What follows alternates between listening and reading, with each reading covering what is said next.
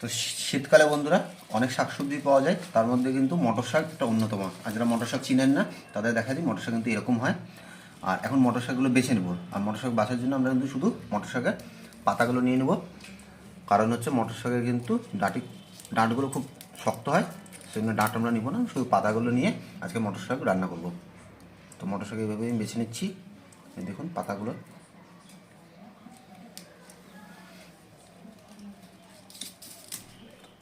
তাই বেছে নিয়ে আগে, তারপর আপনাদের সাথে আবার দেখা হচ্ছে।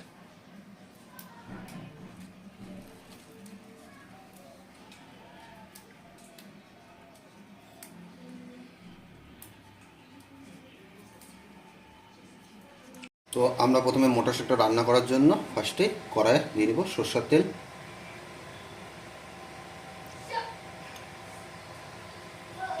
আর এদিকে কিন্তু আমি শাক রান্না করার জন্য বেগুনটা এইভাবে কেটে নিয়েছি। তো বেগুনটা আগে ভেজে নিব।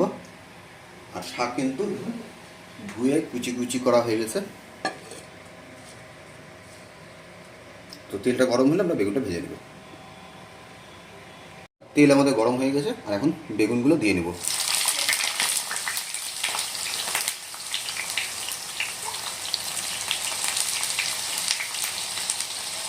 উপর থেকে আমরা দিয়ে নেব লবণ আর হলুদ। আর বেগুন কিন্তু বন্ধুরা খুব বেশি সময় লাগে না, খুব তাড়াতাড়ি ভাজা হয়ে যায়। মোটামুটি 2-3 মিনিটের মধ্যে কিন্তু বেগুন ভাজা হয়ে যাবে।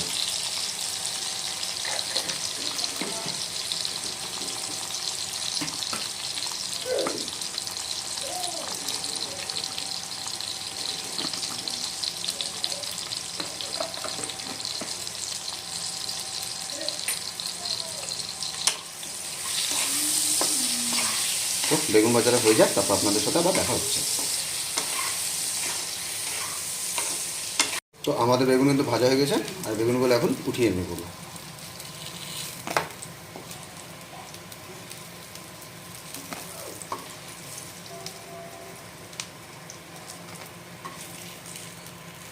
তো বেগুন ভাজার পর আমরা বেগুন ভাজার তেলই দিয়ে নেব প্রথমে ফোড়নের জন্য কালো জিরা, আর দিয়ে নেব 2টা শুকনো লঙ্কা।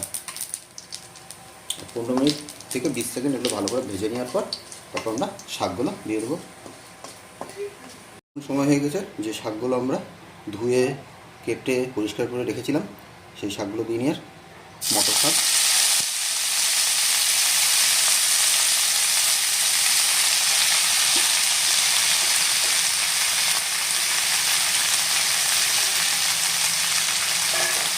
আর উপর থেকে আমরা দিয়ে নেব হলুদ আর লবণ।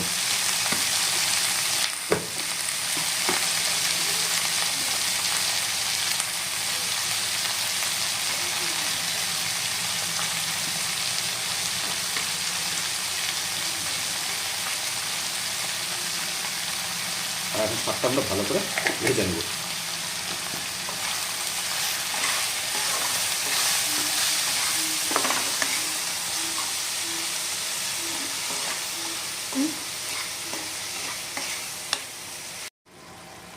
তো আমরা এখন শাকটাকে 5 মিনিটের জন্য সেদ্ধ হওয়ার জন্য ঢেকে দিব। আর শাকে কিন্তু এক্সট্রা কোনো জল দেওয়ার দরকার নেই, দেখুন জল কিন্তু এর মধ্যেই ছাড়া শুরু করে দিয়েছে। তো আমাদের 5 মিনিট হয়ে গেছে বন্ধুরা, এখন ঢাকনা খুলে দেব। আর দেখুন শাক কিন্তু কমপ্লিটলি সিদ্ধ হয়ে গেছে। আর এখন উপর থেকে দিয়ে দেবো আগে থেকে যে বেগুনগুলো ভেজে রেখেছিলাম সেই বেগুনগুলো।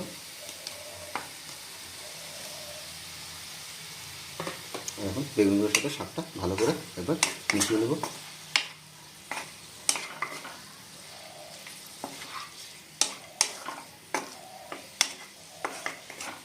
তো বেগুন কিন্তু শাকের সাথে মিশানো হয়ে গেছে। আর এখন আমরা উপর থেকে দিয়ে নেব সামান্য পরিমাণ চিনি।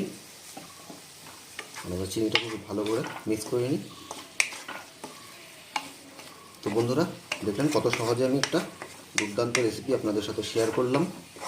তো যারা যারা মটর শাক খেয়েছেন তাদেরও তো জানেনই কত টেস্টি হয় এই শাকটা। যারা খাননি তাদের কাছে বিশেষ অনুরোধ যে আপনারা কিন্তু একবার বাড়িতে মটর শাক পেলে কিনে আনুন, বাড়িতে ট্রাই করুন।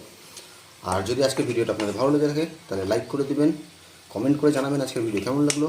আর কোনো নতুন বন্ধু চ্যানেলে থাকলে ভারতীয় রান্নাঘর চ্যানেলের পাশে আপনারা অবশ্যই থাকবেন। তো চলুন আজকের জন্য টাটা, দেখা হচ্ছে পরবর্তী কোনো ব্লগে।